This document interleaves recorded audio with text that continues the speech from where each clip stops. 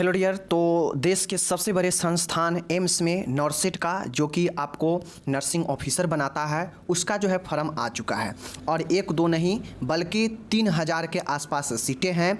अगर आपके पास है नर्सिंग डिग्री, चाहे आप जीएनएम किए हैं या फिर नर्सिंग या फिर पोस्ट बीएससी नर्सिंग किए हैं, ठीक है, तो ऐसे में आपको जो है सीधा सीधा जो है यहाँ पे मौका मिलने वाला है। समझ गए चीज़ को।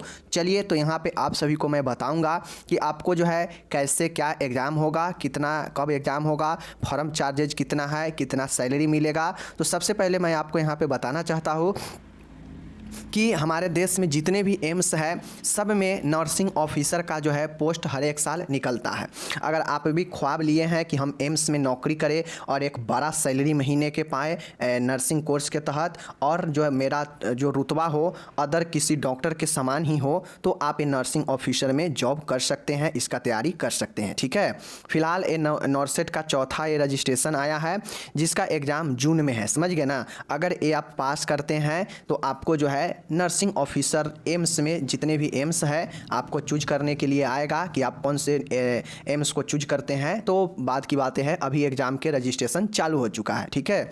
हो सकता है इसका एप्लीकेशन फी आपको थोड़ा ज़्यादा लगे, लेकिन एम्स का जब भर्ती आता है, कोई भी फॉर्म आता है तो इसका चार्जेज इतना ही होता है। समझ लिए। चलिए, ए लेवल 7 का जो है वैकेंसी है और आपके जो ग्रेड पे होंगे 4600 होंगे, यानी आपके जो सैलरी स्टार्टिंग होंगे वो आपके लगभग 55 से 60 हज़ार के आसपास कुल मिलाकर सैलरी मिलेंगे, ठीक है। ये स्टार्टिंग सैलरी होगा और इसके अलावा जो है आप ऑफिसर में रहेंगे तो आपको अपना क्वार्टर मिलेगा, हर एक सुविधा मिलेगा जो कि एक एम्स में मिलता है। समझ गए। चलिए मैं आपको डिटेल से बताता हूँ। इसका एलिजिबिलिटी क्राइटेरिया की बात किया जाए, देख सकते हैं बीएससी नर्सिंग है, चाहे आप बीएससी नर्सिंग ऑनर्स है आपका, या आप नॉर्मल बीएससी नर्सिंग किए हैं काउंसिल के द्वारा, ठीक है, या फिर अगर आप पोस्ट बीएससी नर्सिंग किए हैं या पोस्ट बेसिक नर्सिंग किए हैं तो ये जो है आपको किसी भी स्टेट से या किसी भी काउंसिल से मान्यता होना चाहिए और आपको जो है किसी भी स्टेट में या फिर इंडियन नर्सिंग काउंसिल में रजिस्ट्रेशन भी होना अनिवार्य है। ऐसा नहीं है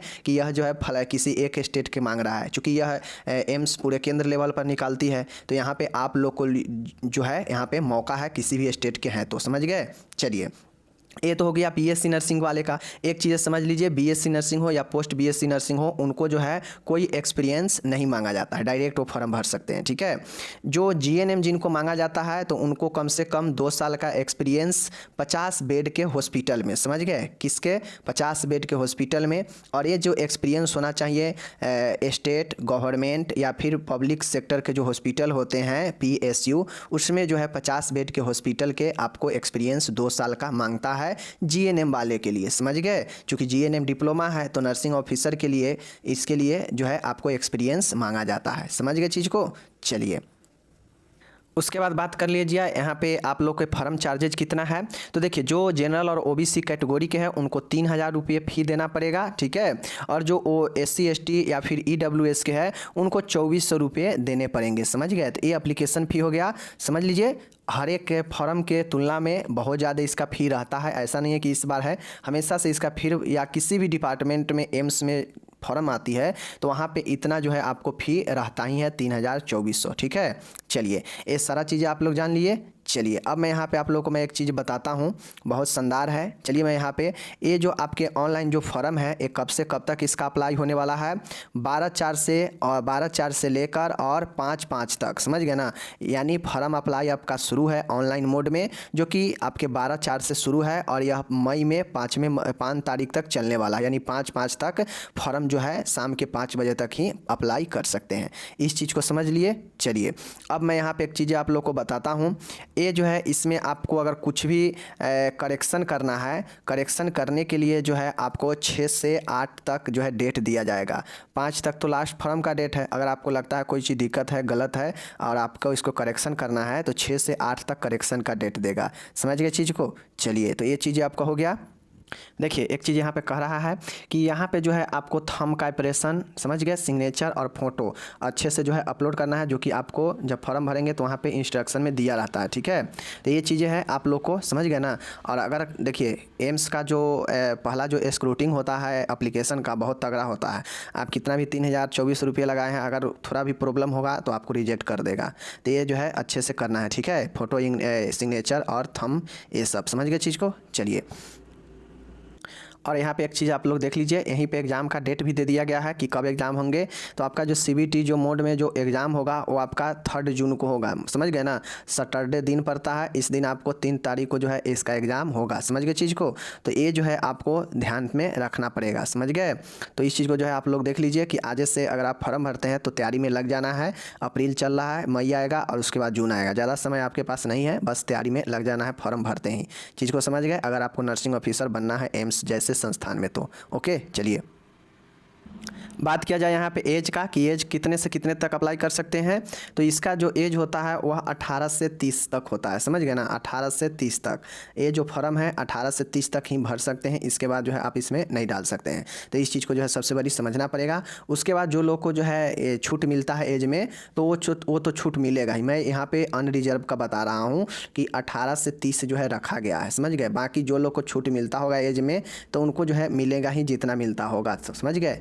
चलिए, और एक चीज़ यहाँ पे बता देता हूँ कि जो लोग अपना दावा जिस कैटेगरी में करेंगे उनको जो है वैलिड जो है उनको कैटेगरी का सर्टिफिकेट लगाना पड़ेगा, समझ गए। अन्यथा उनका जो है रिजेक्ट कर दिया जाएगा, उनका जो है कैंसिल कर दिया जाएगा फॉर्म को, समझ गए। तो ये चीज़ें ध्यान में रखिएगा। और यहाँ पे मैं एक चीज़ बता दूं कि अगर जिन भी लोग का चयन होता है, सिलेक्शन होता है इस नॉर्सेट के नर्सिंग ऑफिसर एग्ज़ाम में, तो काउंसिल जब इनका डॉक्यूमेंट वेरिफिकेशन होगा उस समय तक आपको जो है टोटल डॉक्यूमेंट जमा जो है दिखाना पड़ेगा। वहाँ पे कोई आपको अदर समय नहीं दिया जाएगा कि हाँ 5 दिनों का समय आपको दिया जा रहा है कि आप जो है ये डॉक्यूमेंट ले आइए, अगर नहीं है तो ऐसा नहीं होता है, समझ गए। आपको डॉक्यूमेंट वेरिफिकेशन तक कंप्लीट डॉक्यूमेंट जो है आपको पास होना चाहिए, समझ गए चीज़ को। अदरवाइज आपको जो है क्या कर दिया जाएगा, कैंसिल कर दिया जाएगा, समझ गए चीज़ को। चलिए, दूसरी चीज़ें, अगर आप GNM कोटा से फॉर्म डाल रहे हैं और आप जो है वहाँ पे चूँकि GNM से डालेंगे तो आपको 2 साल का एक्सपीरियंस मांगेगा ही मांगेगा 50 बेड का। तो ऐसे में आपको जो है नो ऑब्जेक्शन सर्टिफिकेट आपको डॉक्यूमेंट वेरिफिकेशन के समय जो है आपको लगाना ही पड़ेगा, समझ गए। यहाँ पे स्पष्ट रूप से लिखा गया है कि no objection certificate from the employer at the time of verification of document, और यानी या एज आस्क टू अपलोड, यानी आपसे जब अपलोड के लिए पूछा जाएगा तो आप वहाँ भी नो ऑब्जेक्शन सर्टिफिकेट डाल सकते हैं, या फिर आपको जो है अगर आप काम ही कर रहे हैं तो जब आपका वेरिफिकेशन होगा उस समय आपको ये जो है सर्टिफिकेट दिखाना पड़ेगा वेरिफिकेशन में नो ऑब्जेक्शन का। चीज़ें समझ गए। चलिए, सबसे महत्वपूर्ण चीज़ें यहाँ पे आता है, देख लीजिए कि इसका एग्ज़ाम का स्केम क्या रहने वाले हैं। ठीक है, देख लीजिए। तो जो एग्ज़ाम का जो समय आपको दिया जाएगा 3 घंटे 180 मिनट मिलेंगे, समझ गए। 3 घंटे का एग्ज़ाम होगा, कुल 200 का आपका क्वेश्चन होगा, 200 मार्क्स के, समझ गए ना, यानी 200 MCQ होगा, समझ गए चीज़ को। और यह टोटल जो है 200 मार्क्स का ही होगा एग्ज़ाम, यानी एक क्वेश्चन 1 मार्क्स का है, समझ गए। इसमें निगेटिव मार्किंग है जो कि 1/3 होगा। अगर आप 3 गलती करते हैं तो एक सही नंबर कट जाएगा, समझ गए। तो 1/3 जो है आपका यहाँ पे रहने वाला है, समझ गए चीज़ को। चलिए, ये आप लोग समझ गए। अब उसके बाद मैं बात कर लूँ क्वालिफाइंग जो होगा, कम से कम आपको एग्ज़ाम में 50% जनरल EWS को लाना ही पड़ेगा और 45% बाकी के जो कैटेगरी है उनको, OBC को 45% और जो SC ST के हैं उनको 40% ये रिटेन एग्ज़ाम CBT में लाना ही पड़ेगा, समझ गए। अगर 50% से कम जिनका मार्क्स है उन पर कोई विचार ही नहीं किया जाएगा, क्योंकि 50% यहाँ पर मांग रहा है। जो OBC में है उनको 45 से ज़्यादा लाना पड़ेगा, समझ गए। तो ये सब जो है रिटेन का है। रिटेन में महत्वपूर्ण यही है कि आपको जो है 200 में 180 क्वेश्चन जो होगा MCQ का, ये आपके नर्सिंग बेस्ड होगा। चूँकि जो भी आप BSc नर्सिंग या GNM में पढ़े हैं उसी पर बेस्ड जो है आपको 180 क्वेश्चन होगा नर्सिंग के सिलेबस से। बाकी के जो 20 क्वेश्चन होगा वो आपके जनरल नॉलेज और एप्टीट्यूड होगा, समझ गए ना। जनरल नॉलेज और एप्टीट्यूड होगा, मैथ रीजनिंग, समझ गए ना। तो 20 नंबर वो होगा और 180 नंबर आपके सिलेबस नर्सिंग से होगा। चीज़ों को समझ गए। चलिए, इतना चीज़ें समझ गए, ओके। सिलेबस आपका क्या है देख सकते हैं यहाँ पे लिखा हुआ है, the syllabus is a coordinates with education qualification and experience as mention in the eligibility section advertise में। स्पष्ट कहा गया है कि सिलेबस वही है जो आप अपने एक्सपीरियंस काम कर रहे हैं जिस क्षेत्र में, और जो आप क्वालिफिकेशन है आपका जीएनएम बीएससी नर्सिंग उसी से है। समझ गए। चलिए अब इस चीज़ को जो है आपको यहाँ पे ध्यान से देख लीजिए, ये सारी चीज़ें यहाँ पे आपको लिखा गया है। समझ गए। चलिए सबसे महत्वपूर्ण बातें हैं आप लोग को मैं बता दूं कि जैसा कि बहुत लोग का सवाल रहता है कि क्या एम्स का नर्सिंग ऑफिसर में बॉयज़ फॉर्म भर सकते हैं या सिर्फ गर्ल्स के लिए ही है। समझ गए। तो सबसे पहले मैं बता दूं, जैसे ये 3055 पोस्ट पर वैकेंसी निकला है तो इसमें से जो है 20% बॉयज़ के लिए रहता है। समझ गए ना, 20%। ओके, 20 पंचे 100, समझ गए, और 5 से 5 छक 30 और 11 पच्चे 55, लगभग 600 जो है आपके 11 पोस्ट जो है आपके बॉयज़ के लिए होंगे। बाकी के जो 2400 के आसपास जो आपके पोस्ट होंगे वह गर्ल्स के लिए है। समझ गए।